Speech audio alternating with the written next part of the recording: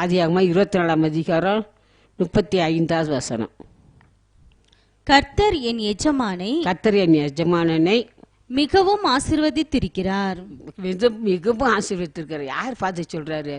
அவர் ஊழியக்காரர், வேலைக்காரன் சொல்றாரு. பாருங்க 34 பாருங்க. அப்பொழுது அவன் நான் ஆபிரகாமுடைய ஊழியக்காரன். ஆபிரகாமுக்கு வேலை செய்யறதுன்னு பார்த்து சொல்றாரு. என்ன சொல்றாரு? என் எஜமான் என்ன எப்படி ஆசீர்வதித்திருக்கிறாரா? மிகவும் ஆசீர்வதித்திருக்கிறாரு. அவர் சீமானாய் இருக்கிறார். மிகவும் ஆசீர்வதித்திருக்காரு. எப்படி இருக்காரு? ஆபிரகாம் எப்படி இருக்கிறாரு? சீமானா இருக்கிறார். கர்த்தர் அவருக்கு ஆடு மாடுகளையும் வெள்ளியையும் பொன்னையும் வேலைக்காரரையும்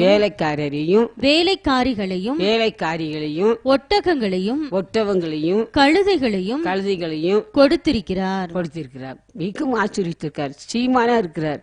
அவர் ஊழியக்காரன் பார்த்து சொல்றாரு. ஏன்னா ஆபிரகாம் அந்த அளவுக்கு உண்மையா இருந்தார்.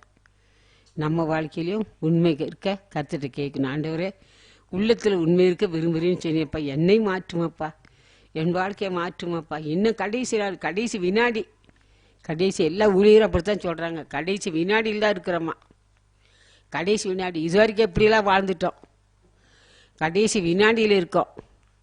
ஆண்டவர் எப்போ வேணாலும் வரலாம். ஆண்டவர் சொன்ன மத்தேயு சுவிசேஷம் 24ஆம் அதிகாரம் 7ஆம் வசனம் 6ஆம் வசனம் 7ஆம் வசனம் சொன்ன இந்த 7 காரியம் நடந்துருச்சு. கர்த்தர் எப்போ வேணாலும் வரலாம். அது வரும்போது அவருக்கு முன்பாக நிற்க நம்ம என்ன செய்யணும்? தைரியமாக நிற்கணும். அவர் நிலைத்திருங்க. அப்போதான் அவர் முன்னால் நிற்க என்ன செய்யணும்? தைரியமாக நிற்கணும்னு சொல்கிறார் இல்லையா? 1 யோவான் 2ஆம் அதிகாரம் 28 வசனம். நம்ம இந்த உலகத்தில் தைரியமாக நிற்கணும்னா அவருக்கு முன்பாக உண்மையாக இருக்கணும்.